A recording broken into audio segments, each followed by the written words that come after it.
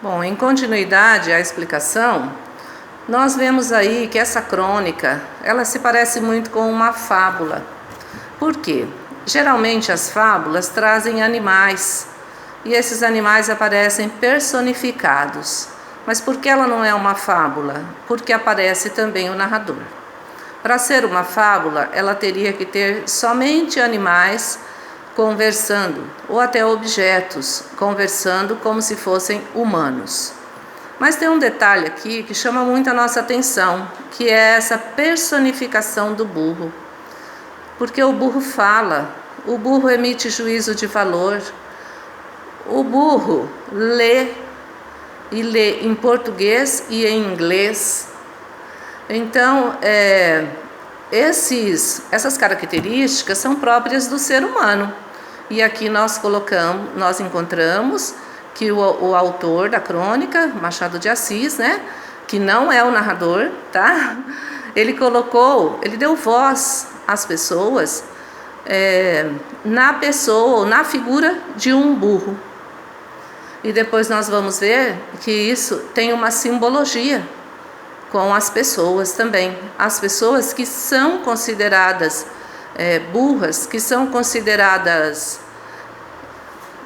pertencentes a uma classe social inferior, e automaticamente que existe essa generalização, né, que se pertence a uma classe baixa na pirâmide social, não é uma pessoa inteligente, mas isso é um preconceito, um juízo de valor falso emitido por aqueles que possuem maiores condições financeiras.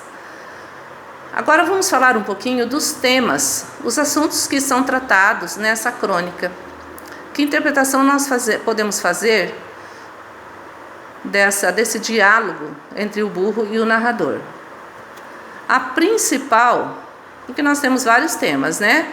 Então, o principal assunto que o autor quer colocar aí em discussão é a diferença da punição das sentenças que são atribuídas aos ricos e aos pobres diante dos tribunais. E para isso, ele pega como exemplo um jornal londrino, ou seja, um jornal que veio de Londres, porque nessa época, nós estamos falando do final do século XIX, as informações chegavam às pessoas, aos brasileiros, através de jornais que vinham de outros países. E no caso aqui, o jornal londrino é um jornal que veio da Inglaterra, que nós temos Londres como a capital da Inglaterra. E esse jornal se chama Proof. Então o burro conhecia tudo isso. Por quê? Porque ele já havia sido usado e ainda era usado para puxar os bondes, que naquela época não eram bondes elétricos, eram bondes que eram puxados através de animais.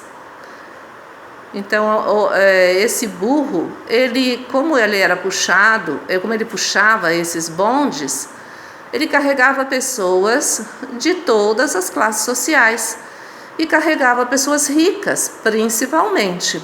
Essas pessoas faziam a leitura de jornais, principalmente de jornais que vinham da Inglaterra e da França. Mas aqui ele cita os jornais londrinos, que vinham de Londres. E geralmente essas pessoas liam esses jornais no percurso que faziam nos bondes e depois descartavam os jornais. Deixavam os jornais no bonde. E o burro, aqui personificado, né, como se fosse um ser humano, dizia que ele pegava esses jornais que eram deixados pelas pessoas, que eram descartados, no final da trajetória dele, no final do dia, ele pegava esses jornais e fazia leitura, uma vez que ele era um burro que entendia tanto a língua portuguesa como a língua inglesa. Era um burro leitor da língua inglesa. Então não era um burro qualquer. E aí, voltando ao tema, então esse é o primeiro tema que é criticado pelo Machado de Assis. Não o fato do burro ler, mas o que o burro está dizendo. Ele coloca na boca do burro que o burro faz leitura das sentenças, das punições impostas pela lei às pessoas mais pobres e às pessoas mais ricas. E aí ele vai citando, vai relacionando, em primeiro lugar, os crimes cometidos pelos animais. E depois, no outro parágrafo, ele cita os crimes cometidos por pessoas.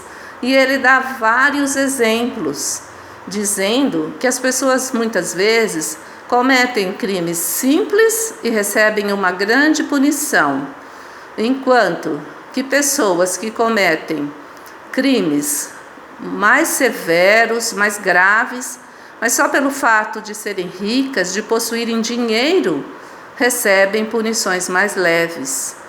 E fazendo uma contextualização com os nossos dias, nós vemos muitas pessoas que são isentadas dos seus crimes, ou seja, que muitas vezes não vão nem para a cadeia, que não são presas e com punições muito grandes e com crimes muito grandes, que cometem crimes severos, né? Que roubam as pessoas, roubam a sociedade. Isso faz parte do nosso cotidiano.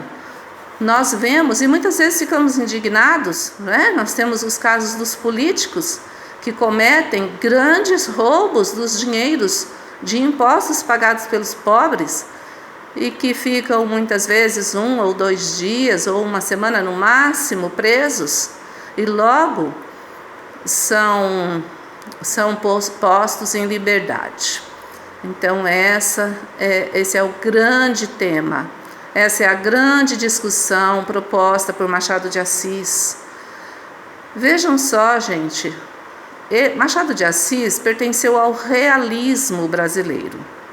O realismo brasileiro, ele termina em 1881. Ele compreende uma parte do século XX e termina em 1881. E aí nós vemos, né, podemos fazer uma reflexão. Nessa época já existia esse comportamento por parte das pessoas e hoje ainda existe. Então nós vemos que as coisas não mudaram. E Machado de Assis é um autor. Por que ele é tão importante? Eu trouxe essa crônica justamente para que vocês conhecessem um pouco de Machado de Assis, que a gente tanto fala desse autor e muitas vezes a gente só ouve falar, mas não tem um exemplo de texto através do qual a gente possa fazer essa reflexão.